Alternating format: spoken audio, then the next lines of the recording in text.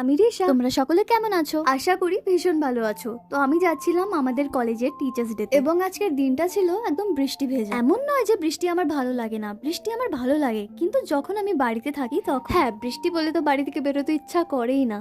তবে যেহেতু আজকে টিচার্স ডে সেলিব্রেশন ছিল, সেহেতু আজকে তো যেতেই হতো। তবে টোটো থেকে নামার পর কলেজের রাস্তাগুলোতে দেখি প্রচুর জল জমেছে। এই অবস্থায় তো হেঁটে যাওয়া একদমই সম্ভব নয়, তাই জন্য আমরা টোটো করেই পৌঁছলাম কলেজে পৌঁছে দেখলাম খুবই ভিড়। স্বাভাবিক ব্যাপার, ভিড় তো থাকবে, ক্লাস করতে কেউ আসুক বা না আসুক। তবে এই দিনগুলো যেন মিস করা যায় না, সে বৃষ্টি পড়ুক বা ঝড়ই আসুক।